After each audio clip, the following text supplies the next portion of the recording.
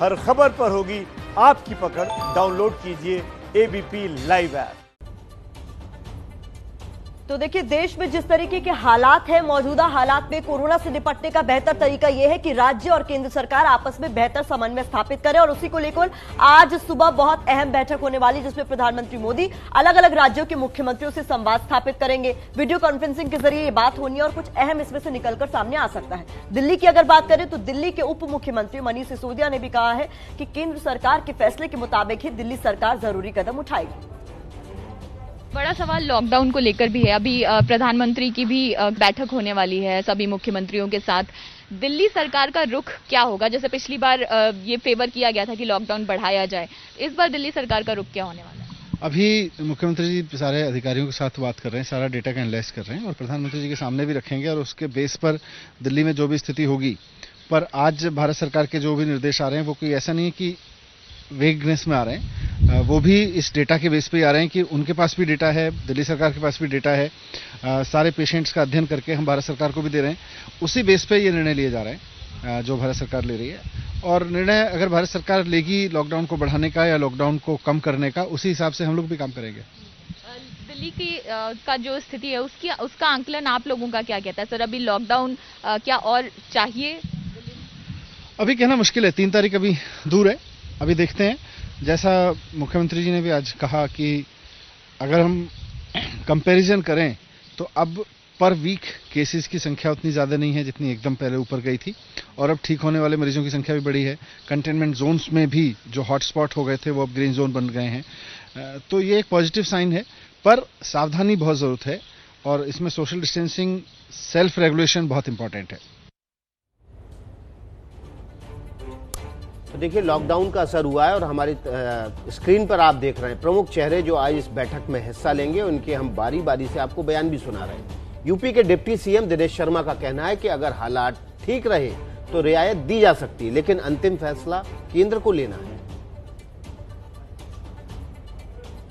उप मुख्यमंत्री के तौर पर अगर आपसे पूछा जाए कि 3 मई के बाद लॉकडाउन को बढ़ाने की जरूरत है या नहीं, तो क्या कहेंगे? नहीं, देखिए, अभी परिस्थितियां हमारी सकारात्मक और नियंत्रण में है। प्रतिदिन की रिपोर्टों पे हमारी बारीक नज़र है। अगर सब कुछ अच्छा और पक्ष में रहा, पॉजिटिव मरीज नहीं बढ़े, तो निश्चित रूप से हम लॉकडाउन को हटाना चाहेंगे। लेकिन अगर पॉजिटिव मरीज बढ़ना बंद ना हुए तो इस तरफ हमारी नज़र होगी कि लॉकडाउन ही हमारे पास एकमात्र सहारा है। तो लॉकडाउन बढ़ेगा कि नहीं बढ़ेगा, इसको लेकर बड़ी कवरेज लगातार एबीपी न्यूज पर शुरू हो चुकी है, लेकिन अभी देश के मन में यही सवाल है कि क्या 3 मई के बाद लॉकडाउन खत्म हो जाएगा या नई शर्तों के साथ जारी रहेगा? जी हां, प्रधानमंत्री के दरअसल वैज्ञानिक सलाहकार विजय राघवन से भी एबीपी न्यूज ने इस बारे में खास बातचीत की है। तो सुनाते हैं आपको 3 मई के बाद लॉकडाउन को लेकर उनका क्या कहना है।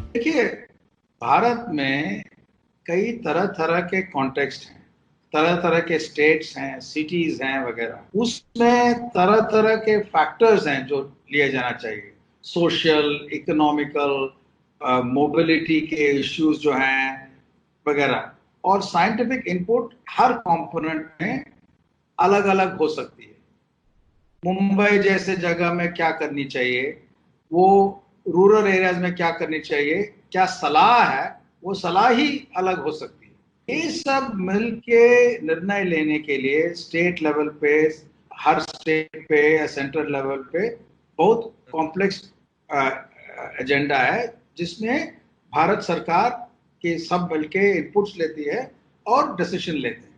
तो देखते हैं क्या होता है, लेकिन इसमें हमें काफी लॉकडाउन पीरियड में काफी काम कर चुके हैं सब लोग, और इस काम से जो भी डिसीजन होगी वो हमारे आगे के रास्ता दिखाएगी, जिससे हम नॉर्मलसी की ओर बढ़ सकें, जितना भी प्रॉब्लम हो उसको भी हम डील कर सकें। इसे केंद्र और राज्य सरकारों के बीच समन्वय का नतीजा ही कहेंगे कि हम लोगों ने हालात बहुत बेहतर मान लिया है। शुक्रवार को हमने अपने दर्शकों को बताया कि स्थिति अब बेहतर हो रही है। बिल्कुल, देखिए बहुत सारे फैक्टर होते हैं। जब इस तरह की महामारी आती है, लॉकडाउन करना पड़ता है, तो आपको ये देखना पड़ता है कि आपकी बेड कैपेसिटी कितनी है, क्योंकि आप उस हिसाब से अगले डिसीजन लेते हैं। आपको ये देखना पड़ता है कि कंटेनमेंट जोन कितने हैं, आपको ये देखना पड़ता है कि रेशियो कितना है, किस रफ्तार से नए मरीज सामने आ रहे हैं। तो हम आपको आंकड़ों के जरिए अब दिखा देते हैं कि दिल्ली और आसपास के इलाकों में क्या हालात हैं, और आपको बताएंगे कोरोना का असर जो है वो दुनिया और देश और दुनिया में किस तरह से हावी है। देखिए, लॉकडाउन की बात हो रही है तो दिल्ली की बात सबसे पहले कर लेते हैं। कुल केस 2625 है, प्रति व्यक्ति संक्रमण की दर 1.27 है और राष्ट्रीय औसत जो है वो 1.8 का है। तो देखिए, राष्ट्रीय औसत से यहाँ पर जो संक्रमण प्रति व्यक्ति दर है वो काफी कम है और कंट्रोल में है। कुल केस उत्तर प्रदेश में 1793 है, प्रति व्यक्ति संक्रमण दर 2.22 है, जबकि राष्ट्रीय औसत जो है वो 1.8 का है। तो उत्तर प्रदेश उसमें आगे की तरफ है, राष्ट्रीय औसत से ज्यादा प्रति व्यक्ति संक्रमण दर है यहाँ पर। इसके अलावा मध्य प्रदेश की बात कर लेते हैं। 2096 मामले हैं, सबसे ज्यादा मामले यहाँ इंदौर में आए हैं।